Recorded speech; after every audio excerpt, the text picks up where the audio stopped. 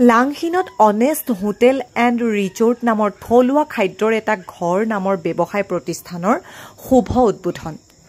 পাহাৰীয়া কাৰ্বি আংলং জিলাৰ লাংহিন নগৰৰ মাজেদি যোৱা ২৯ নং ৪ লেনযুক্ত ৰাষ্ট্ৰীয় ঘাইপথৰ কাষত গোলাঘাটৰ উদীয়মান যুৱক জ্যোতিপ্ৰসাদ ডেকাই অনেষ্ট হোটেল এণ্ড ৰিজৰ্ট থলুৱা খাদ্যৰ এটা ঘৰ নামৰ ব্যৱসায় প্ৰতিষ্ঠান স্থাপন কৰে। উক্ত প্ৰতিষ্ঠানটিৰ শুভ উদ্বোধন কৰে কাৰ্বি আংলং স্বায়ত্তশাসিত পৰিষদৰ প্ৰাক্তন কাৰ্যবাহী সদস্য শৰদ ব্ৰহ্মই। উক্ত অনুষ্ঠানত কাৰ্বি আংলং স্বায়ত্তশাসিত পৰিষদৰ কৰ বিভাগৰ অধ্যক্ষ লিপছন বে প্ৰমুখ্যে বড়ো অগ্ৰণী সংগঠনসমূহৰ বিষয়ববীয়াসকলৰ লগতে অঞ্চলটোৰ বিশিষ্ট ব্যক্তি আৰু সমাজসেৱকসকল উপস্থিত থাকে।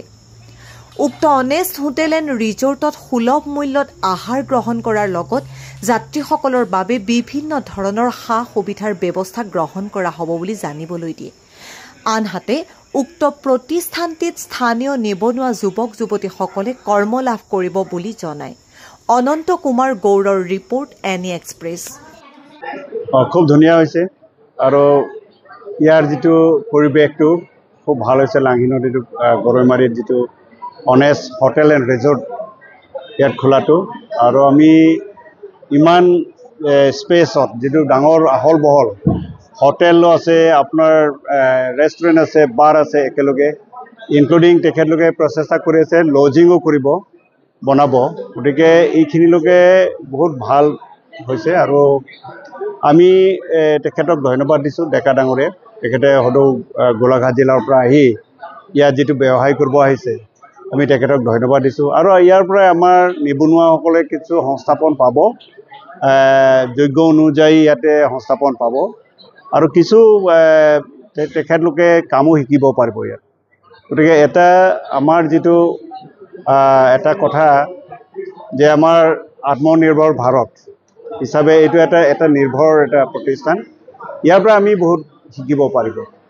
আৰু আমি তেখেতলোকে কৈছে যে দুটা পৰ্যায়ৰ আছে, দুটা ৰেষ্টুৰেণ্ট, দুটা ষ্টল, এটা সস্তা কিন্তু এক দুখীয়া মানুহবিলাকক খাব পাৰিব, তেখেতে মাছ ভাত খাব পাৰিব, মাংস ভাত খাব পাৰিব এটা ষ্টল, আৰু এইটো ছাইডত হৈছে তেখেতে ৰেষ্টুৰেণ্ট। এইখিনি কৰি দিছে, ধন্যবাদ দিছোঁ তেখেতলোকক। এইখিনি তেখেতলোকৰ প্ৰচেষ্টাত আমি অশেষ ধন্যবাদ দিছোঁ। কাৰ্বি আংলঙত আমি প্ৰথমবাৰৰ বাবে আমি তেনেকুৱা এটা পাইছোঁ, এটা ডেকা ডাঙৰীয়াক আমি ধন্যবাদ দিছোঁ।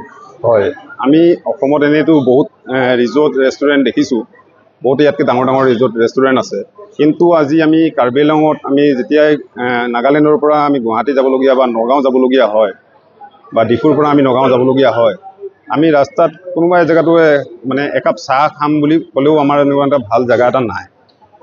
কেলৈ নাই? কাৰণ আমি এটা হাইজিনিং আমি বিচাৰোঁ যে হাইজিন থকা জেগা এডোখৰত আমি চাহ একাপ খাওঁ, ফেমিলিৰ লগত গ'লে তাত অকল ভাত এসাঁজ খাই যাব পাৰোঁ, সেইটো বিচাৰোঁ। তো মোৰ মনলৈ সেইটো এটা মানে আগলৈ ভাৱ হ'ল যে মই কাৰ্বি আংলঙত এখন হোটেল বা ৰিচৰ্ট এখন খুলিবলৈ মানে ইচ্ছা হ'ল। আৰু লগতে মই মানে এই কাৰ্বি আংলং এই জেগাডোখৰ চইচ কৰিলোঁ, আপুনি যদি ডিফুৰ পৰাও যায় গুৱাহাটীলৈ, এটা মিডল পইণ্ট হয়, আৰু সেই মিডল পইণ্টৰ কাৰণেই মই এই জেগাডোখৰত এই ৰিচৰ্টখন আজি শুভ উদ্বোধনী কৰিলোঁ আৰু আপোনালোকক নিমন্ত্ৰণ কৰিলোঁ। নিমন্ত্ৰণ ৰক্ষা কৰাৰ বাবে বহুত বহুত ধন্যবাদ।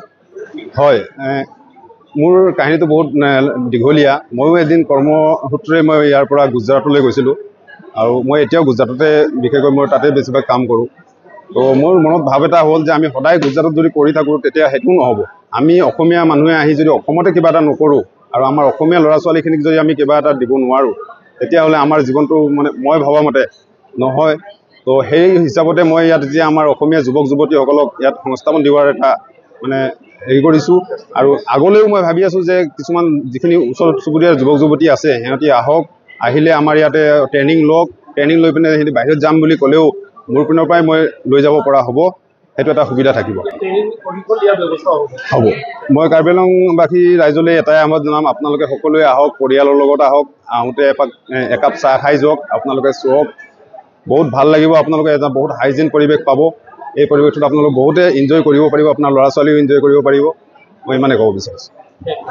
এতিয়া ইয়াত লাহিং অঞ্চলত মানে লাহিং অঞ্চলৰ কাৰ্বি আংলঙৰ এনেকুৱা ৰিজৰ্ট নাই, দেখিবতো নাপায় এনেকুৱা। তাৰপিছত নাগালেণ্ড, মণিপুৰ, সেইফালে যিমান গাড়ী যায় এইফালে যায়, মানুহবিলাক বহুত প্ৰব্লেম হয় বহুত প্ৰব্লেম সলভ কৰে। আমাক কৈছে কিছুমান তাতে এটা ভালে নাপাওঁ, খাবলৈ নাপাওঁ, কিবা ৰাস্তাৰে এটা সৰু ল'ৰা ছোৱালী লৈ গ'লে ফেমিলিৰ প্ৰব্লেম পায়।